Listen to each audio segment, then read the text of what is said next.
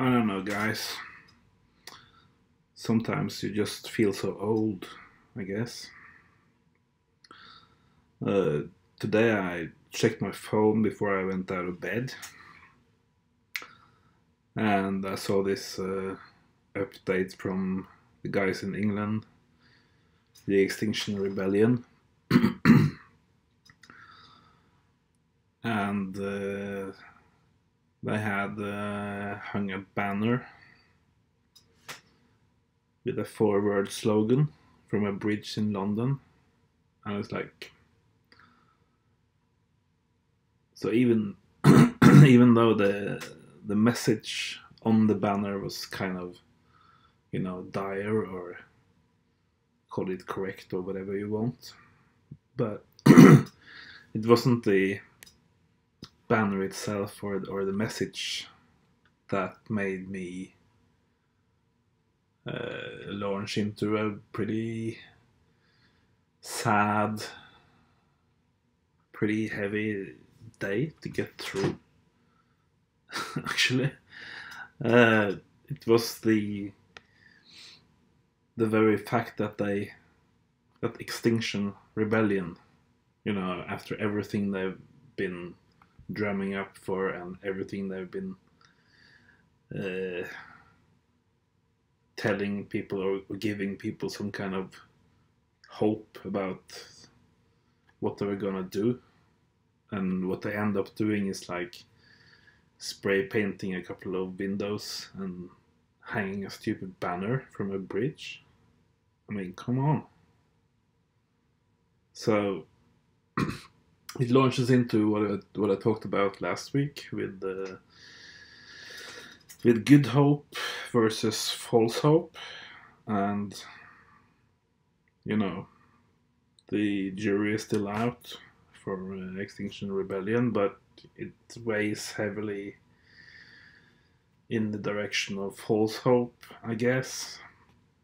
And in my native tongue, Norwegian, we have a word for this. This translates to hope broken, to be hope broken.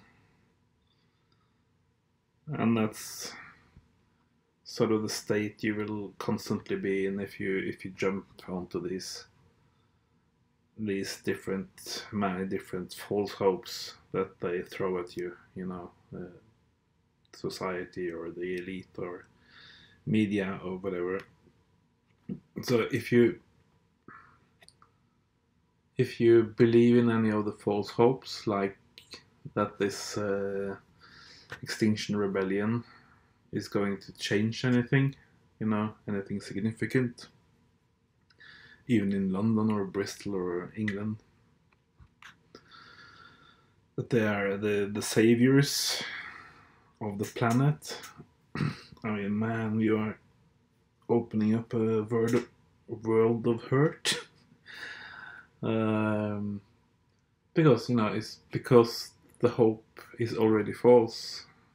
You can never be satisfied by the results, because what you believe in is what you get, or whatever. So what's the problem with this Extinction Rebellion? Well, it's basically that they apply the softest tools in the box. They apply civil disobedience, which is okay if you want to, like close a road for traffic to protect the kids living in that road, or something, minor like that. It's okay for let's say just ordinary political struggles, like we want the right to marry men even though we are men ourselves, or whatever. Social struggles that you want to shine a light on, things that are much easier to achieve than saving a fucking planet. So they are basically playing with open cards. Everything Extinction Rebellion does is like transparent and in the open, and no secrets, very few secrets, and everybody is showing their face and taking their sentences, and basically playing fair by the media and the politicians and the police, and basically they are they are sitting there with their hat in their hand and asking the power elites to please stop fracking, please stop exploring for fossil fuels, please stop destroying the planet, because we would really like you to stop doing it, okay? And the other side here, I'm pretty sure they're just laughing at these naive hippie eco activist types, because they will go to jail, they will get fines, and everybody will forget about them before Christmas, more or less.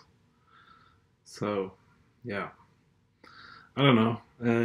It's just that I've been sort of waiting for, I don't know, 1, 2, 3 decades for any movement to do anything to challenge the status quo about the climate and the environment, and there's been nothing. I mean, at least since the mid-90s, there's been less and less, and almost nothing. Nothing that was big enough or ambitious enough or radical enough or direct action enough. So when this British initiative comes up, it's like, yeah, I never really believed in it, but tiny part of me still maybe did, and so it's really disappointing to see them, spray paint the window of one of the ministries in London and then hang their stupid banner about climate change from a bridge. And it's like, what do you guys really think that is going to accomplish? Yeah, so I don't know. We'll have to give them a couple more weeks and see if anything comes out of it, but I really doubt this is anything other than a tiny little ripple on the ocean of the climate catastrophe. So, something I forgot to mention, or mention enough last week, was the part of the good hope for beyond civilization, for after civilization, when it collapses, that of course the rest of the living planet will have some kind of chance to recover or grow back or recolonize the urban areas or the dead zones that humans have caused, and so a large part of the good hope resides with simply giving the entire planet back to all the other species, plants and animals and fish and moss and viruses and fungi and whatever.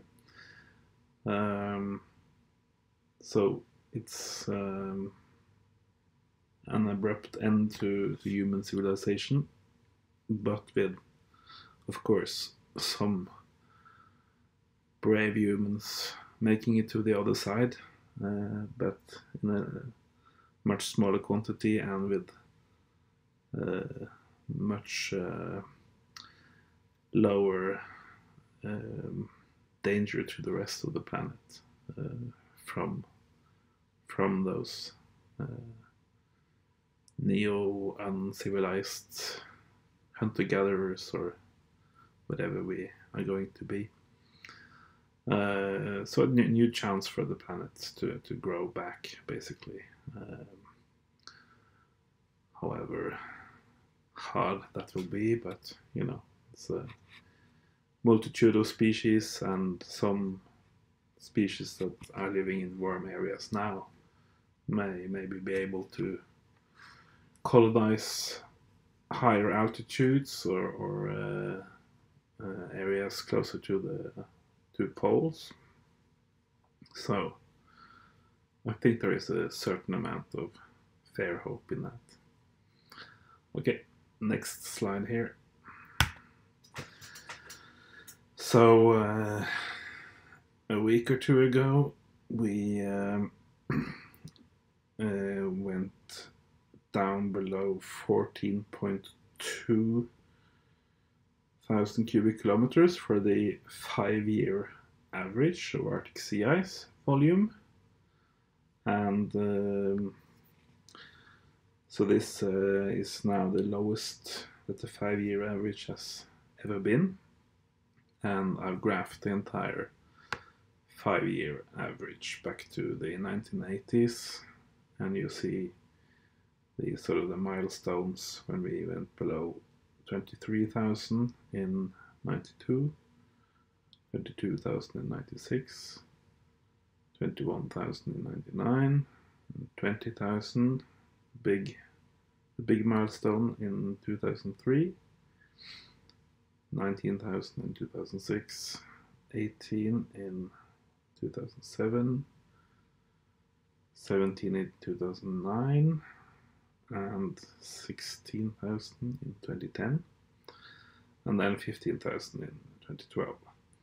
So it's been a long, more or less flat ride since 2012, and we're now at 14.2 thousand in November, and this plot is part of my Good Hope model for projecting the first 6 months of continuous ice-free conditions in the Arctic Ocean. And for this 5-year chart, I calculate the difference between the last 5-year average and the 5-year average just before that. And if you draw a straight line between those two 5-year averages, you come down to a half-year ice-free in like 2178 or something. So in about 150 years. So that's the 5-year average because of that particular graph going like this. So it's very, very flat. So it takes 150 years before this straight line between those 2 points goes to ice-free. And it has to be said that the 2178 for the 5-year average is the, let's say, the slowest or most conservative estimate you get from any of the 1-year to 10-year averages. So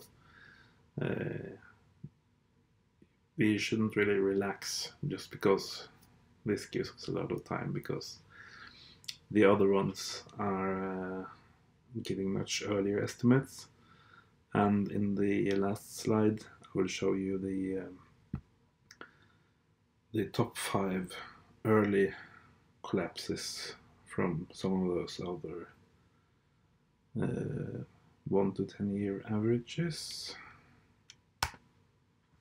So this is like